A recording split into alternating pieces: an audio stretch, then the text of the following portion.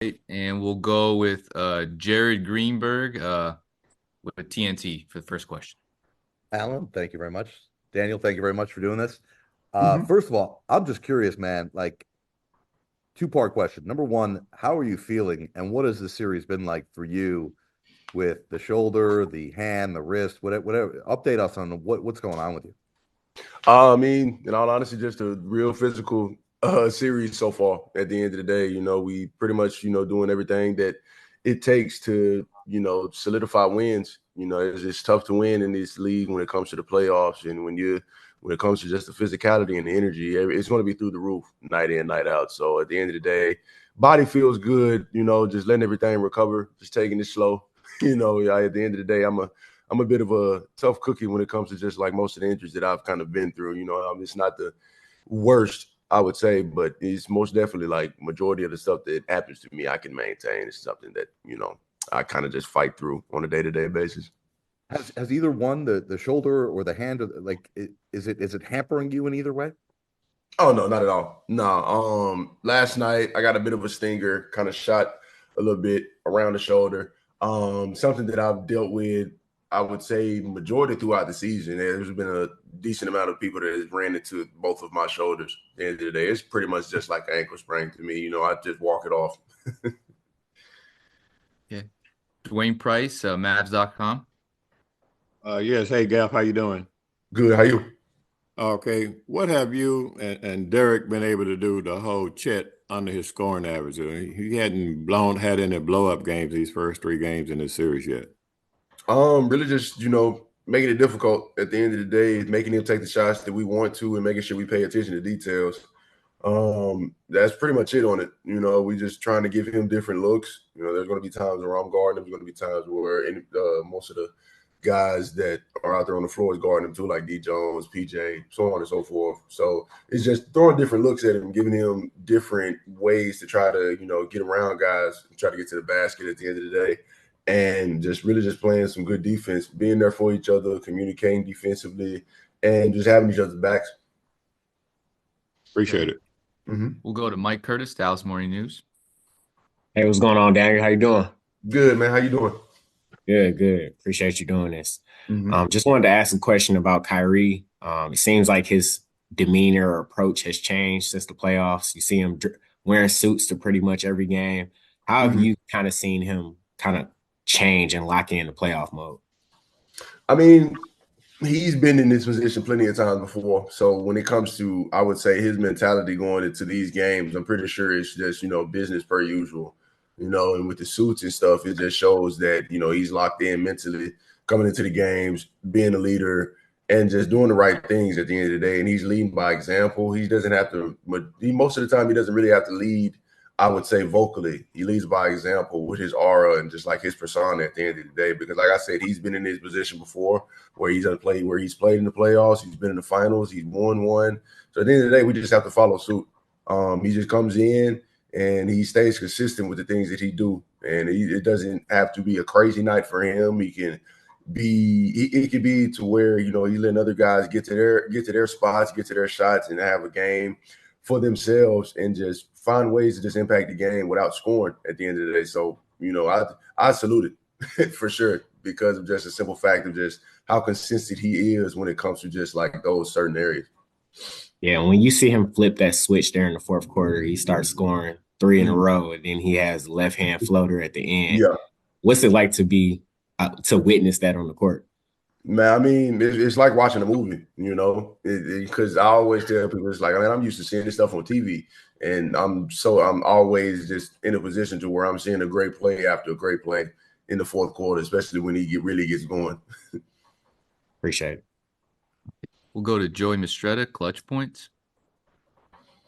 Hey, Daniel, how's it going? Going good. How you doing? I'm doing well. So I asked Coach this, and I want to get your take on it. It seems like every team talks about resiliency, but this team specifically, you guys went down 0-1 last series, you went down 0-1 this series. What is it about this specific Mavericks team that just has this, unexplainable resiliency?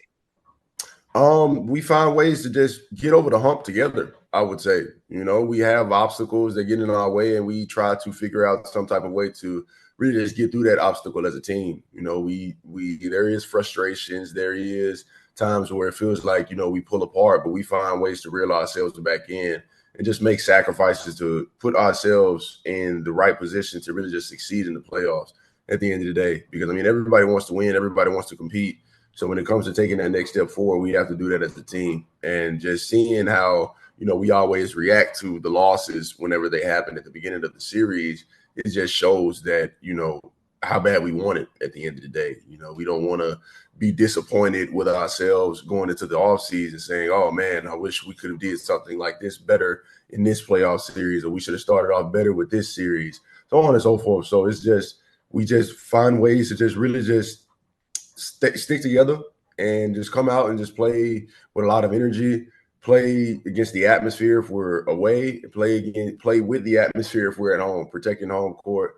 And that's just something that some of the things that I would say I see just like on a game-to-game basis when it comes to just like these playoff series that we've been in.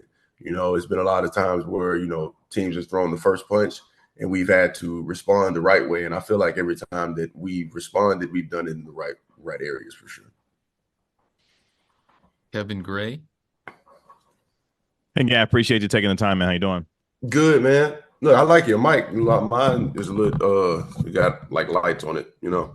Oh yeah, I appreciate it, man. Thank you. Trying to, you know, do what I can here. But two-part question for you, because, you know, you talked about the resiliency of this team, and you know, made kind of a boxing reference in terms of, you know, punching back. We've noticed for this team, counter punching, whether it be losing a game and then being able to come back and, you know, win a couple of games.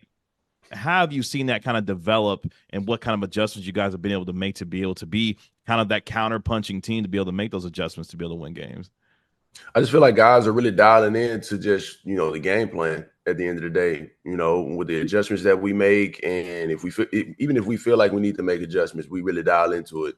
If there's no need to make adjustments and we just need to come out and just play with a different type of energy and we need to play harder at the end of the day, that's something that I feel like guys just dial into. You know, we come back, we get hit in the mouth, and we just have to respond the right way. You know, I would say it's plenty of guys that I feel like that could come into just a situation like that, going down 0-1, especially just how we lost our first game. It was a lot of just like, I feel like frustration and a lot of adversity that we had to deal with that first game. And it's just like, we can either keep dealing with that adversity and come out the next game and still be frustrated, or we can find ways to get over that. And if there's still frustrations in that, we use those tactics, how we got over the hump to start off the game, to really just kind of like withstand that full 48 minutes of the game. And wanted to ask you real quick about PJ, because you have a unique perspective, having competed against him in AAU and now obviously being his teammate. Mm-hmm. Did you see this coming in terms of what he's been able to do, especially over the last couple of games, and what made you, or give you an idea that he was capable of these kinds of performances that we've seen over the last couple of games here?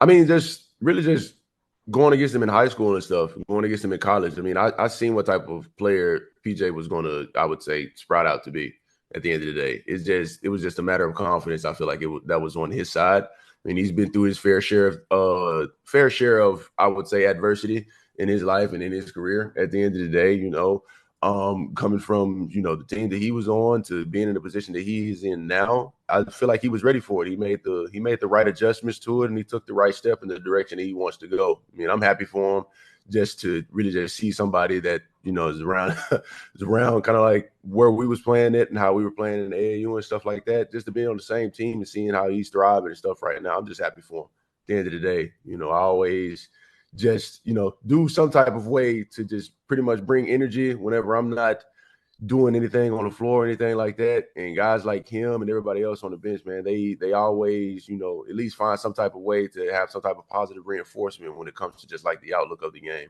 You know, it may be frustration, but they find ways to get through it as a team. And he's one of the main guys that are vocal and just telling guys, just, you know, not to worry about it. Next shot, next play, whether it's defensively or offensively, you know, he just stays locked in. So I'm happy for him. All right, we'll do three more. Howard Chen, ESPN Tencent.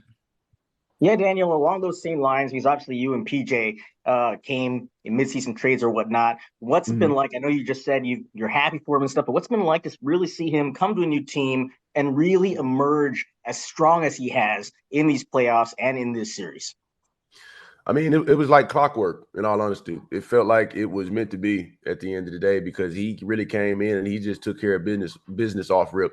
And, just like when he did the thing when when we were playing the Clippers, he's standing on business, and he's doing that in this series right now because he's been having game after game, big games, night in, night out, and he's just really just staying patient, staying poised, really just being, I would say, composed when it comes to just the things that they're trying to throw at him all when it comes to the defensive side of the opposing team at the end of the day. And he's just really just, being comfortable with what they're giving him, I would say, at the end of the day. He's taking the shots that he wants to take, and he's comfortable in those situations. I mean, I feel like he was built for, situations like this, built for playoff games, built for coming out and just starting off with energy, on the defensive end and the offensive end.